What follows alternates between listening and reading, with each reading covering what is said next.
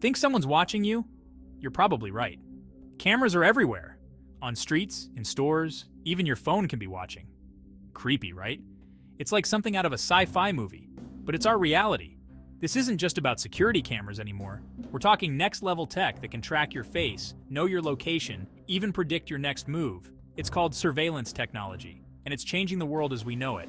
Is it good or bad? Well, that's the million-dollar question. Some say it keeps us safe, others say it's turning us into sheep.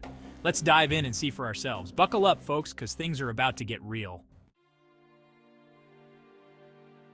So, what exactly is this scary-sounding surveillance tech?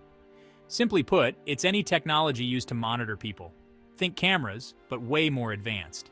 We've got facial recognition software that can pick you out of a crowd, drones flying overhead, recording everything below, websites and apps collecting your data, tracking your every click and scroll, and that's just the tip of the iceberg. This stuff is evolving faster than a chameleon in a disco ball factory. New gadgets, new programs popping up every day. It's enough to make your head spin. But hold on, it's not all doom and gloom. This tech has its uses, from catching criminals to finding lost children. The question is, at what cost? Let's get specific. Imagine walking down the street and a camera scans your face. Suddenly your name, address, even your embarrassing childhood nickname pop up on a screen somewhere. That's facial recognition in action. Or how about this? You're browsing online, looking at cat videos. Don't worry, we all do it. Suddenly ads for cat toys start following you around the internet. That's data collection at work. Convenient? Maybe. Creepy? Definitely. But it gets worse. This technology is being used by governments and corporations to track our every move, often without our knowledge or consent. It's like having a shadow that reports back to someone else. Section 4. Trapped in the system. Here's a story for you. Imagine a young activist, let's call her Sarah. She's passionate about social justice, attends rallies, and speaks her mind online. One day, she's denied entry at an airport. Why? Her social media activity flagged her as a potential threat. This isn't some dystopian fantasy, folks. It's happening right now.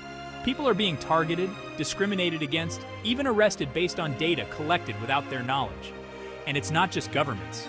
Companies are using our data to manipulate us, sell us things, even predict our behavior. It's like they know us better than we know ourselves.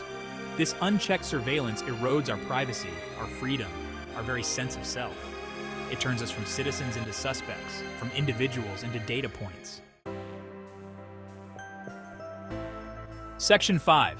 Can we escape Big Brother? So, is all hope lost? Are we doomed to live in a world where Big Brother is always watching? Not necessarily. There are things we can do. We can demand stronger privacy laws, push back against invasive technologies, and educate ourselves and others about the dangers of unchecked surveillance. Remember, technology is a tool. It can be used for good or evil. It's up to us, the people, to decide how it's used. This is a conversation we need to be having. Talk to your friends, your family, your elected officials. Make your voice heard, because if we don't fight for our privacy, who will? So, what do you think? Is surveillance technology going too far? Let us know in the comments below, and check out the links for more information on this important issue. Don't be a stranger. Let's get this conversation going.